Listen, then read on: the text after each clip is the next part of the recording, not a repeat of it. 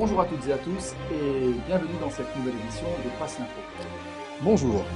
Dans l'actualité nationale, nous vous parlerons donc des musulmans face à la christianophobie, ensuite du budget consacré à l'achat de drones, de la police épinglée par Amnesty International et enfin des empreintes génétiques. Dans l'actualité internationale, nous développerons un sujet sur l'ambassade d'Iran en Suisse attaquée. Ensuite, le sujet sera porté sur les propos du capitaine Kirk. Et pour finir, le conflit en Somalie. Et après quelques brèves, votre rubrique Le saviez-vous? Ouvrons donc ce journal avec des musulmans contre la christianophobie. Comme vous le savez, depuis le 20 octobre, des chrétiens outragés sortent manifester dans plusieurs villes de France pour protester contre la représentation d'une pièce de théâtre insultante de Romeo Castellucci. Dans le nord, près de Lille, entre 300 et 600 manifestants chrétiens ont protesté mardi soir dernier aux portes du théâtre de Villeneuve-d'Ascq. Par des cantiques et des manières pacifiques, ils ont exprimé leur tristesse face à cette christianophobie ambiante. Dans les rangs, on pouvait apercevoir un groupe de musulmans accompagnant le représentant religieux du Centre Zara France. Celui-ci a affirmé à une de nos équipes de Passe l'Info sur place sa solidarité avec les chrétiens humiliés. Il a également déclaré que le passé de la France était chrétien et que son présent devait s'en inspirer. Nous sommes là pour manifester notre soutien à nos frères et sœurs chrétiens qui sont victimes aujourd'hui de la christianophobie. Et comme nous partageons comme eux l'amour du prophète Jésus, il est tout à fait normal que nous soyons là aujourd'hui. Les musulmans, les chrétiens et les juifs antisionistes doivent être unis dans de telles circonstances. Et on est très content d'avoir aperçu beaucoup de musulmans, qui sont nos frères aussi. Alors moi, je vous dirais que je cherchais dans le groupe un visage que je reconnaîtrais et qui me réconforterait un petit peu sur le choix que j'ai fait de venir ici. Et il se trouve que la personne que j'ai reconnue, eh bien, c'est un monsieur qui est musulman. Et alors voilà, donc c'est vraiment un frère pour moi ce soir. C'est touchant de voir des musulmans qui fassent cette démarche-là. À présent, l'armement. La Commission des affaires étrangères du Sénat a refusé l'achat de drones franco-israéliens Héron fabriqués par Dassault Aviation ainsi que par la société israélienne Israeli Aircraft Industries. Les crédits prévus pour ces achats ont été reportés sur l'année budgétaire de 2012. Le programme devra repasser devant l'Assemblée nationale ou la commission mixte des deux chambres. Le budget a été donc ramené d'environ 315 à 210 millions d'euros, c'est-à-dire pratiquement le prix concurrent du Héron, celui de l'américain General Atomics. Le drone Héron est également un drone de surveillance, alors que le gouvernement français préfère un drone armé comme le Reaper. L'Assemblée nationale décidera des derniers termes du projet. Il est donc naturel que notre pays se dote de ce type de matériel.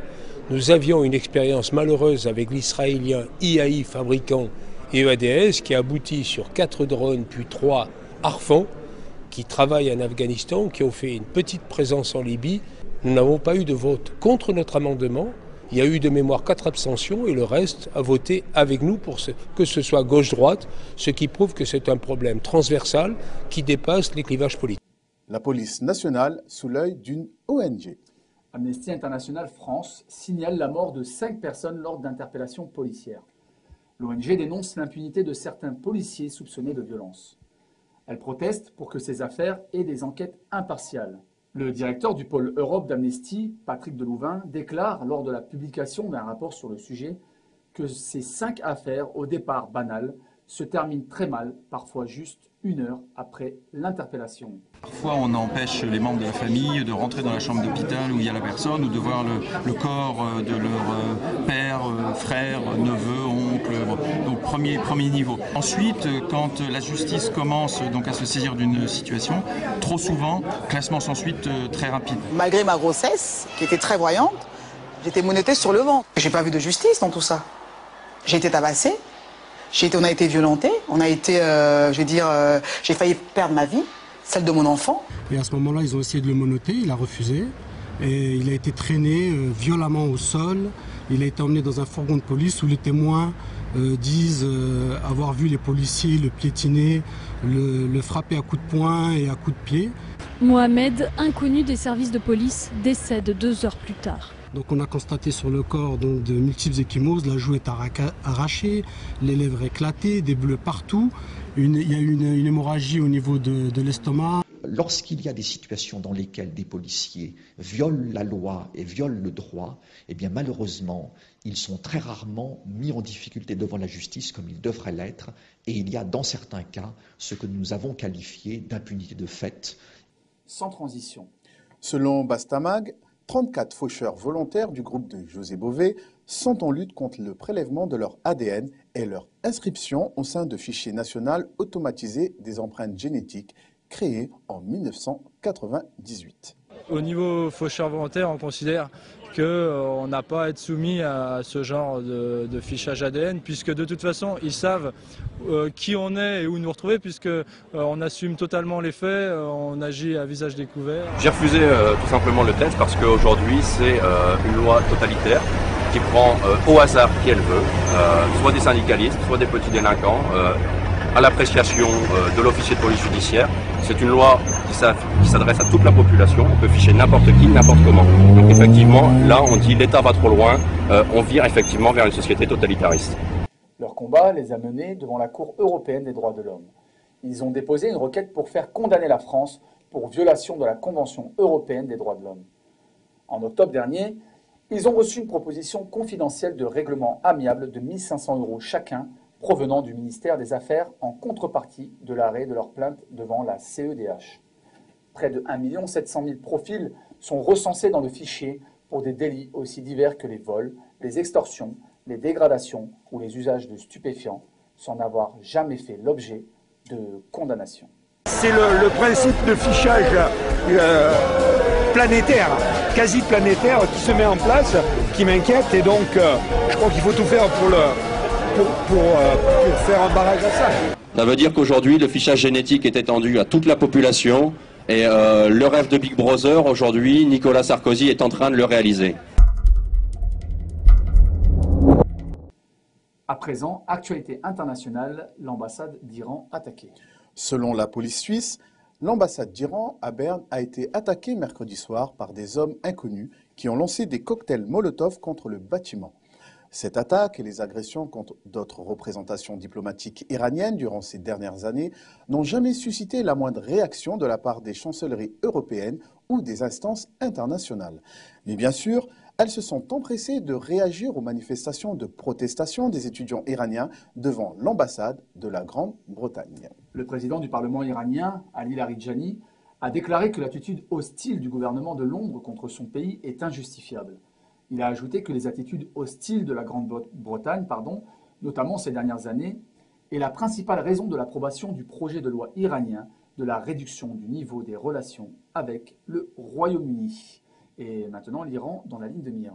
Le sénateur américain Mark Kirk a rapporté que l'Arabie saoudite est prête à augmenter sa production de pétrole afin de s'assurer que d'éventuelles nouvelles sanctions américaines contre l'Iran ne perturberont pas le marché mondial du brut. Ce même sénateur Kirk est d'ailleurs à l'origine d'un projet de loi déposé mi-novembre au Sénat et menaçant de sanctions toute institution financière étrangère en relation avec la banque centrale iranienne. Partons en Afrique et parlons du conflit en Somalie. Voilà un conflit qui est passé aux oubliettes de nos médias, sauf bien sûr quand leurs navires sont arraisonnés par quelques pirates somaliens. Selon le site Mediatala, le conflit en Somalie fait partie d'une campagne militaire menée par le Pentagone et l'OTAN. Campagne qui a pour but de s'approprier de larges parties d'Afrique qui ont une valeur stratégique pour les États-Unis et l'Europe. Les interventions militaires américaines et françaises en Afrique ont fait de nombreux morts. En dépit des démentis de Washington, le peuple somalien souffre des conséquences d'une guerre impérialiste passée sous silence. Quelques brèves maintenant, un projet de loi américain. En effet, selon une source de l'Express belge, le Sénat américain va passer au vote un projet de loi qui permettra à l'armée américaine d'emprisonner pour une durée indéterminée tout citoyen du monde, où qu'il se trouve. Dirigeons-nous en Allemagne où un 6e sous-marin fut livré. Selon IRIB, l'Allemagne fournira à Israël un 6e sous-marin capable de transporter des armes nucléaires. Le ministre de la Défense allemand, Thomas de Maizière, a promis durant sa visite en Israël la semaine dernière que le gouvernement de Berlin financera le navire à hauteur de 135 millions d'euros. Gaza toujours et encore. Les militaires israéliens ont attaqué mercredi dernier le camp de réfugiés d'Al-Bourij, dans la bande de Gaza, épaulés par des chars et des bulldozers. Israël est une info que l'on se doit de divulguer. Selon l'association LM pour la protection de l'enfance, le nombre de mineurs qui se prostitueraient en Israël a augmenté entre 2010 et 2011. L'association explique que d'environ 125 cas en 2010, on serait passé à 610 cas pour l'année 2012. Je me dois de dire ce titre en temps de crise, pourquoi pas? Selon le Figaro, le groupe d'ingénierie Ginger a créé le projet d'habiller la Tour Eiffel de verdure qui pourrait se concrétiser l'année prochaine. Selon les concepteurs du projet, grâce à 600 000 plantes et la modique somme de 72 millions d'euros, la Tour Eiffel s'habillerait de verdure pendant 4 ans pour que la France devienne le fleuron de l'écologie dans le monde entier. Ce qui est sûr en tout cas, c'est que le projet réalisé, elle sera également le fleuron de la crise économique et financière.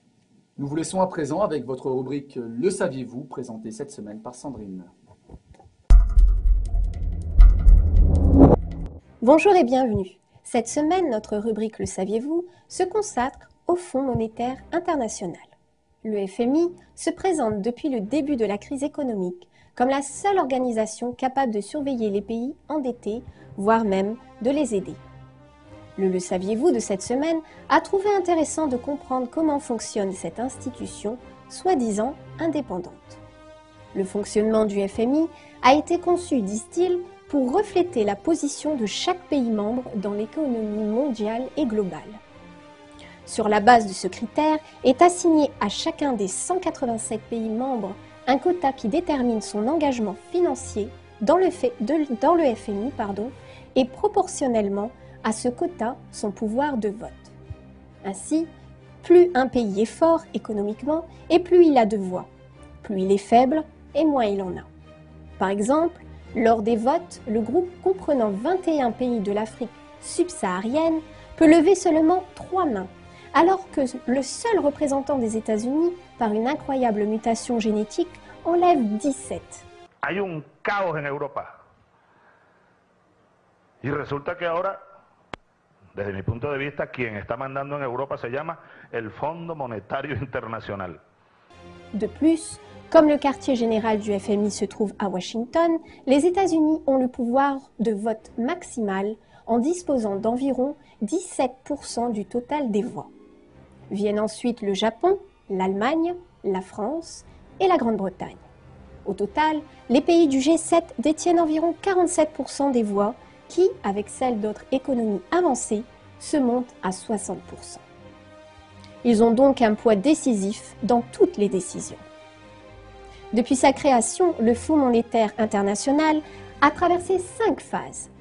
La reconstruction de l'après-guerre, la fin du système Bretton Woods dans les années 70, la dette et les réformes des années 80, le changement dans les sociétés de l'Europe orientale et de l'Asie, et enfin, la mondialisation et la crise qui dure jusqu'à nos jours. Dans chacune de ces phases, les États-Unis et les plus grandes puissances occidentales ont utilisé le FMI comme passe-partout pour pénétrer dans les économies des pays en développement, puis dans ceux des pays anciennement socialistes. Donc cet accord que la Grèce a signé, le gouvernement grec avec le FMI, autorise le FMI à saisir tous les biens de la Grèce, donc l'or, l'argent, même les loteries, les monuments historiques. C'est complètement anticonstitutionnel, mais il est précisé dans le mémorandum du FMI que ce mémorandum est au-dessus de la constitution grecque. Le principal levier a été la politique d'ajustement structurel articulée en austérité fiscale pour augmenter les impôts et réduire les dépenses sociales de ces pays. Et ceci à l'avantage des groupes privés afin de faire passer les entreprises publiques dans les mains des multinationales et des grosses banques d'investissement avant que ces pays ne soient étranglés par le nœud coulant de la dette. On sait bien quelles ont été les conséquences désastreuses de cette politique opérée par le FMI dans les régions les moins développées économiquement. Pire encore, maintenant que la crise a atteint les pays riches, ceux-ci émettent déjà la possibilité de ne pas rembourser leurs débiteurs locaux, les petits épargnants, et internationaux, les pays émergents. Enfin, et pour conclure cette dernière incohérence, c'est le pays le plus endetté de la planète, les États-Unis, avec une dette de 15 000 milliards de dollars qui compte le plus de voix au FMI. Car son représentant, quand il vote, peut lever les 17 mains. C'est la fin de votre émission. Merci de nous avoir suivis. À la semaine prochaine. Et avant ça, votre rubrique Vox Populi. Et surtout, n'oubliez pas, passez l'info. Ce soir, on est venu parce que ça nous semblait juste de défendre le Christ, si on veut, un des symboles de la France, de notre pays. Et on est venu dans un esprit pacifiste et on est heureux donc de voir que des frères musulmans sont venus là, parce que notre but à nous, c'est de faire comprendre aux gens qu'être chrétien, catholique et musulman œuvrent pour la même chose, pour la paix, pour l'entente, et que leur envie plutôt est la même, est similaire, et que les belliqueux sont qui cherchent à diviser.